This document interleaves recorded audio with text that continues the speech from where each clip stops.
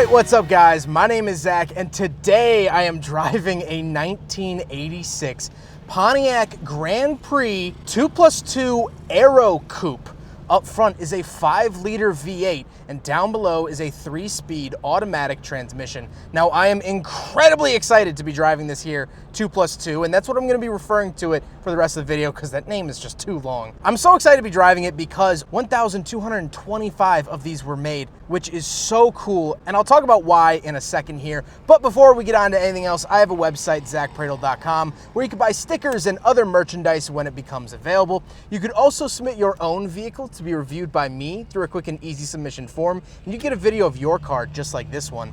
And you could read my behind the scenes blog to see what I'm filming before it comes out on the channel. But now let's talk about what the 2+2 Aerocoupe is and why it is so dang special. Well, back in the 80s, Pontiac wanted to enter their vehicle into NASCAR. And so in order to do so, there was homologation rules, meaning if you wanted to enter a car into the race, you had to sell a certain amount of them to the general public. It was to keep manufacturers from creating these insane million-dollar one-off vehicles. They had to be somewhat practical for the racing series. And so when Pontiac decided to enter NASCAR, they did it with this. The reason this car is so special is because up at the front, they smoothed out the nose. Mainly back at the rear, it has that giant rear glass. That was to make the car more aerodynamic for the racetrack, because at the time, G-bodies were still very square and angular. And at the high speeds of a NASCAR track, well, that just doesn't fly. So they came up with this, and each Pontiac dealer in the nation got 2 of them to sell.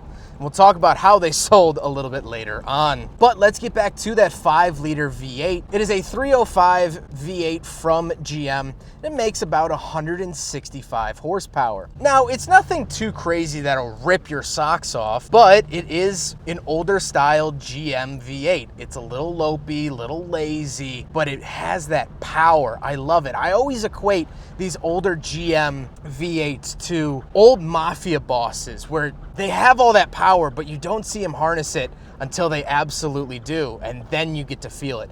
That is pretty freaking cool, and I really like the power setup. Now, that was one of the big complaints with the Aerocoupe, but again, we'll get onto that when we talk about my final thoughts. Like I said, paired to it, 3-speed automatic transmission. That's the only way that these came. These never came with the manual, which as a NASCAR variant, I would have liked to have seen a manual transmission, but not the end of the world. Last but not least, the 2+2 is rear-wheel drive. So with that out of the way, let's talk about the interior. Well, in front of me, I have 2 main gauges. On the left is my speedometer, and in the center are my warning lights, and off to the right, I have my tachometer, which goes up in 10s instead of single digits.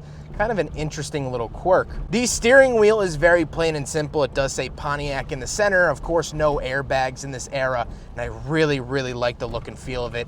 Very, very NASCAR to me. Off to the left, I have 2 climate control vents and the headlight switches. And then on the door, I have my power windows, power locks, and my power mirrors. Moving into the center, I have more gauges. So this is for my oil pressure, fuel, battery voltage, and temperature, as well as off to the right, I have just 4 vents. I don't know why they did this, I guess for symmetry with the gauges, but it's just kind of funny. Off to the far right on the dash, not only do I get a Grand Prix badge, but I also get a clock. Kind of interesting. Then I do have my heat and air conditioning options. Very, very simple and basic here. And then I do have an aftermarket radio. That's one of 2 aftermarket things on this car. That, and it does have a dual exhaust where it originally came with a single, but you got to modernize the car a little bit if you do tend to drive it. Then I do have a little ashtray area. And then I have the shifter. Like I said, it is that 3-speed automatic shifter, and I really do like the look and feel of it. It is very, very GM to me.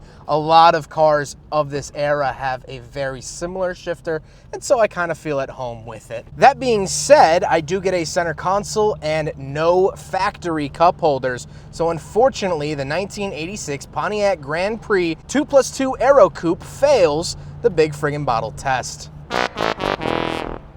Now we gotta talk about the seats. The seats are fantastically comfortable. You get the same sort of material in Buicks and Oldsmobiles of the same era, and I love that. GM knew how to make comfy seats back in the day, and that is so clear with this car as well. But speaking of seats, this is a 2+2, so it does get back seats. And what I love about G-bodies and what I love about GM of this era is that the back seats are very, very spacious, very easy to get in and out of, and that's hard to find with modern coupes at all. So definitely very awesome to see. However, I do want to talk about the trunk really quick. Not actually really quick. So because of that rear sloping window that they added for the aerodynamics, you would think it would be a giant hatchback because that was kind of the thing to do in the 80s. Well, that's not true here. The trunk opening is absolutely tiny. Now, the trunk itself is still very large, and you get this big sort of parcel shelf underneath the window to sort of block off the trunk area from the seating area. However, it's very, very comically small, the opening of this trunk, which I find really, really interesting. But now we have to talk about the exterior, and it looks really, really freaking cool.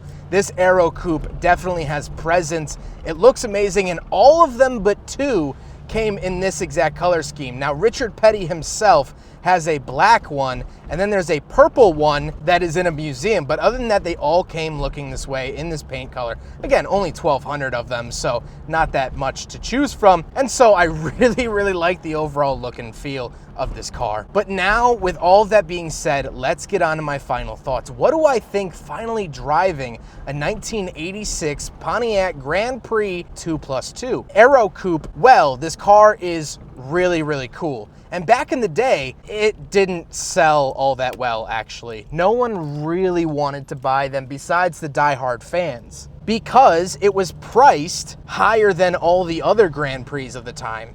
And yeah, you got some more equipment and you got the cool looks and stuff, but a lot of people didn't have that extra money to throw around on a Pontiac. So these actually didn't sell well at all. And they never really reached halo car status like other NASCAR derived vehicles like the Daytona. People also complained that it got the 165 horsepower V8 as opposed to the high output V8 that GM had at the time. They could have easily put a bigger engine into this thing, and they didn't. It also never came with a manual, so enthusiasts that wanted a manual transmission were SOL. But with all that being said, I don't care. This car is incredibly cool and unique, and it's just something that you don't see anymore. Up until recently, I had no idea that this car existed, that GM even did this. And that to me is so special. I've driven cool cars before. I've driven expensive cars before.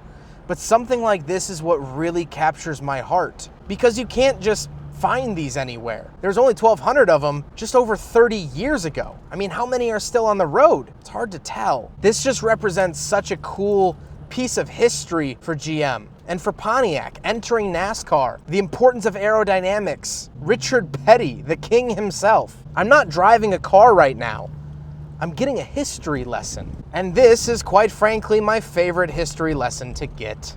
Huge thank you to Larry and of course Michael for letting me take out the 2+2. This is just such a wonderful, mysteriously interesting and amazing automobile. What a cool piece of GM history, and every single day I learn a little bit more about this fascinating American company. And that is all thank you to Larry. But I hope you guys enjoyed the video. Don't forget to rate the video, comment on the video, and subscribe if you really liked it. Take care, guys.